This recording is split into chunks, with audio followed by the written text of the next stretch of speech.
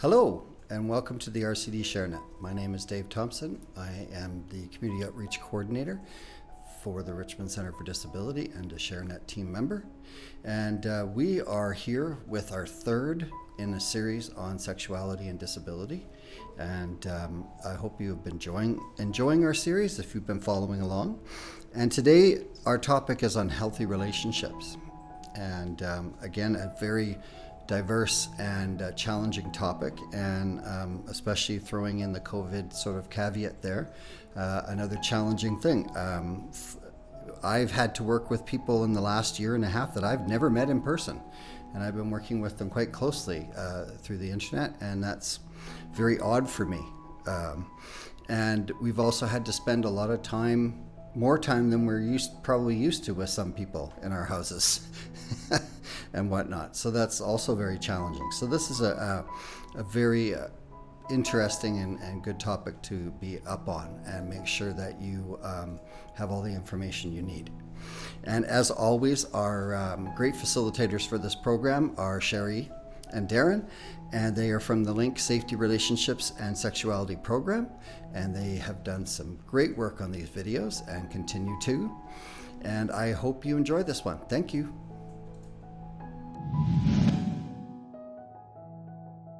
Hi everyone, I'm Sherry. I'm a certified sexual health educator through Options for Sexual Health BC. I use the pronouns she and her. I'm also a board certified behavior analyst and a clinical supervisor here at posAbilities.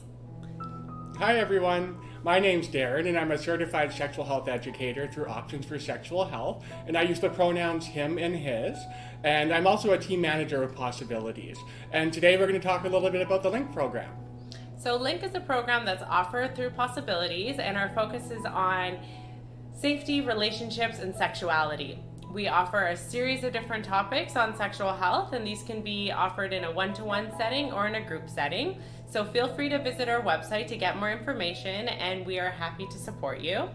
Through these series, Darren and I are going to be talking to you about various different sexual health topics. We hope you enjoy them. We hope you enjoyed the series. We look forward to working with you.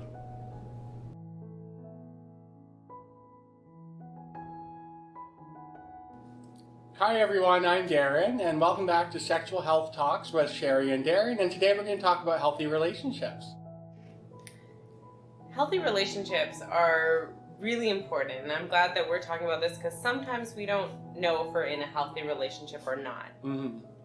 But before we start talking about what a healthy relationship looks like, let's talk about the different types of relationships that are in our life.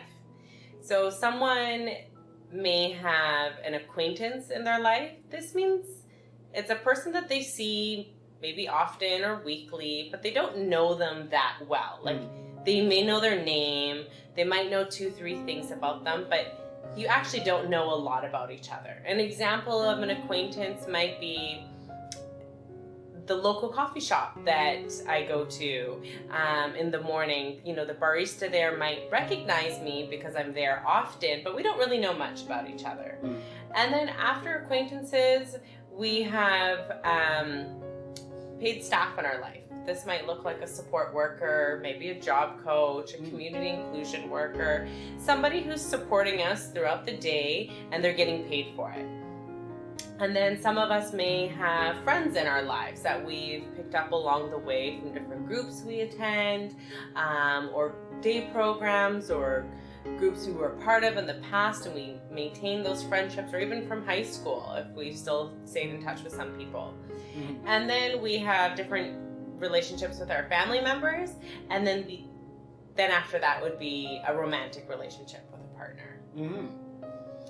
Do you want to talk a little bit about how all those, the types of touch that's kind of encompassed in those relationships? Yeah, so there's different types of touch that we do talk about, and there's types of touch that would be appropriate in some situations and not appropriate in other situations. So some examples would be if somebody was a paid support staff, that is somebody that should have minimal contact with somebody.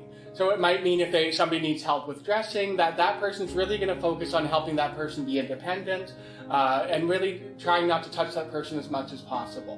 Whereas if it's a family member, it might be someone that we hug. whereas a romantic partner might be someone that we kiss. So for example, a kiss would be something that would be okay in a romantic partner. Some families, depending on their cultures, may kiss on the cheek or on the lips, but yeah, a support staff would definitely never be kissing in a relationship. So when we think about types of touch in a relationship, we can kind of think about like a pyramid. So at the top, which would be the most intimate type of relationship, which would be a romantic relationship, that has the most type of intimate touch. And at the very bottom of the pyramid would be friends and acquaintances, and support staff would be there too. And that's where we have the least to minimal amount of touch. Mm-hmm. Is that you would agree on? Yeah, for sure. And I think it's important that we talk about consent in situations when it comes to touch as well. So, for example, if a support staff is needing to help somebody with something, they should be telling them what's going on. Right. You know, so if somebody needed help with eating, it would be, you know, hey, I'm going to help you eat. Are you okay with that? Instead of just doing it. You know, we want to make sure that we have consent in all situations because it is about respect. That's right. So in all of these relationships that are around us, everybody's entitled to be in a healthy relationship, whether it's with your family members, romantic partner, paid support staff, right? Or even acquaintance, right? It's not okay for anybody to treat us with disrespect. So, but sometimes it can be hard to know if we're in a healthy relationship or not, and what that looks like. What does a healthy relationship look like to you? Yeah, so usually a healthy relationship would be somebody that you want to spend time with. So that's a really good indicator. You're really excited to be around that person. That usually means that that person's fun to be around. They make you laugh. They would compromise in a situation. So, you know, that when it comes to communication in a relationship, it should be a two-way street. So, you know, there shouldn't be one person always doing what the other person wants to do. It would be compromising. So, for example, if somebody wanted to go to a movie with somebody and they want to see different movies, in a healthy relationship, they might say, you know what, let's see your movie this time and next time we'll see my movie. And that's a way in a relationship that there is some give and take. Right. Those are really important key factors that you mentioned about what's considered healthy. So, just to summarize some of the things and add a few to what you've mentioned, in a healthy relationship, we want to be feeling good. We want to be around people who make us feel good. We're excited to be around them. There's a nice balance. So everybody in the relationship is being heard. They all get a chance to say what they want to do. And as a group, we do those activities, right? It's not always, like you said, it's not always one person saying what we have to do and not hearing the other person out at all. And feeling respected. And with a healthy relationship, there's that communication, a lot of check-in, a lot of consent. Are you comfortable doing this? Do you want to do that? And something that is helpful is to create a list about yourself, like get to know yourself. And these are the things that I want. And see the people around you, are they doing that? What does an unhealthy relationship look like? Yeah, when it comes to healthy relationships, we talk a lot about respect. So an unhealthy relationship would be maybe there's not that respect there. So it could be somebody, some of it can be very obvious. It could be things like somebody is raising their voice at somebody. They're saying not very nice things. So, you know, sometimes jokes in a friendship can be a very healthy thing, but teasing is a little bit different, where someone might make fun of someone, they may not be very nice to them. Those are signs of an unhealthy relationship for sure. And it would be somebody that maybe you're scared of. If you're scared of somebody, that's a pretty good sign it's not a healthy person to be around. That's a really important piece. Yeah, I agree. If you're feeling scared, you feel like you can't talk to that person, or you're never really comfortable around them, it's probably a red flag that this is not somebody to be around.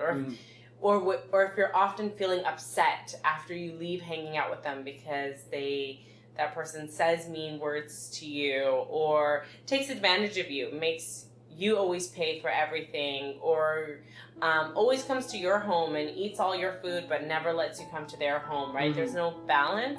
When you're not in a healthy relationship, sometimes it can be really difficult to walk away from a unhealthy relationship or know what to do. So it's a good idea to go talk to a trusted person. And what does that look like? Like, who would be a trusted person? Yeah, so we talk about a trusted person as being someone that you'd feel safe talking to, somebody that's has been supportive and you know that they have your back. Generally, it's somebody that you've known for a while. So, in some relationships, you can create a really quick bond with somebody, but typically for a trusted person, it would want to be someone you've known for at least a few months to a year. And it would generally be somebody that, it could be a friend, it could be a support staff you've known for many years, it could be a family member. And in some situations, we might have trusted people in different situations. So maybe we don't feel comfortable talking to our parents about a romantic relationship, but we feel really comfortable talking with our brother about that. So, but it could also be maybe we're having in our relationship some concerns with our siblings, so that's a good person to talk to our family about. Right. So, but some people also don't have a trusted person in their life, and there is always the sex sense line you can phone if you're wanting to get advice on a situation as well. Yeah. So I think a few things to have prepared for ourselves and be in a healthy relationship would be know your own personal values. Like, how do you want people to treat you? How do you want people to talk to you, right? So make a list of that and see if those people around you are meeting those expectations and standards. And also identify your trusted people that you can go to when you're in a situation. So some of us might have one, some of us might have more than one, and some of us might be leaning on outside resources to be a trusted person for us. And that's okay too. There's lots of professionals out there that can help walk people through situations. So I would say those are really important to help guide your journey of understanding if you're in a healthy relationship or not. And then in some situations, breakups might happen. And would you say a breakup is only with a romantic partner? No, a breakup can be, or if somebody's realizing that there's somebody in their life and it's not the healthiest relationship and it's not making them feel good about themselves, they may discuss with their trusted person some options, but one option is breaking up. And again, it can be with a romantic partner, it can be a friend that someone has known, but breakups are definitely really hard. Yeah, I think breakups are never fun, right? And once we realize we're in an unhealthy relationship, or we think we're in an unhealthy relationship, a few things that we can do is just take a moment to ourselves. So stop and just give yourself a little bit of time, and then go talk to a trusted person about the situation. So explain to them, this is what's happening. What can I be doing? Come up with a solution, and then go and go back, think on it a bit, and then talk to that person, right? And either you come up with a compromise or you decide to go your own way. And if a person decides to go their own way, that's okay, because it's really important to stand up for ourselves. We all deserve to be in a healthy relationship. We all deserve to be treated nicely. And part of that means saying to someone like, hey, I don't like when this happens, or I don't like that we never do something that I want to do, right? And if it can't get solved and a person feels that they're still in an unhealthy relationship, then it's okay to break apart. What are some things people can do to help with the healing of a breakup process, whether it's with a friend or a romantic relationship? Yeah, breakups can be hard for sure, and I think that's where you mentioned having a list of things that you'd like to do are always really important thing to lean on in a breakup. So it's really good to do, because being with ourselves can be a bit hard, but it's also a really good chance to learn more about who we are as a person. But to make ourselves feel better, we can do things that are, that we like. So it could be going for a walk, it could be meeting another friend or going for a coffee. For some people, it might mean talking to their trusted person about the situation. For other people, it might mean, watching a movie on Netflix. So it's going to look different for everybody, but it would definitely be whatever their general interests are, and what makes us feel good is a good way to help through the breakup. Yeah. So I think just to recap a little bit, is that when we're going through breakups, take our time, engage in new hobbies or activities, right? Take that as a learning lesson of who you don't want around your life, or what type of personality or characteristics you don't want in your life. And just remember that we all are entitled to healthy relationships, and we don't have to stay in something unhealthy. Yeah, and I think it's really important too to talk about, for somebody being broken up with can be really difficult as well. But we do have to respect other people's decisions, just the same as we would want someone to respect ours. So that doesn't mean that you're going to pressure somebody and say, "Are you really sure you don't want to, be my friend anymore? Are you really sure we've known each other a long time?" Right. So that's not okay. Or, possibly phoning or texting the person a lot, or, find where they like to go and showing up there. Yeah.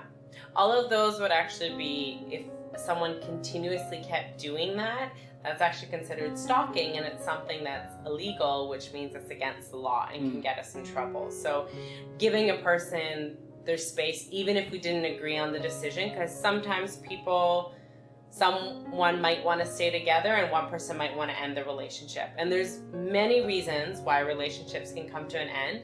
Sometimes I think we might not be able to make sense of it, and that's okay, because another person has their reason why. But like you said, give them their space and don't pressure them. Thanks for spending some time with us today to talk about healthy relationships. And if you'd like to know more information, you can check out our website. Thank you very much.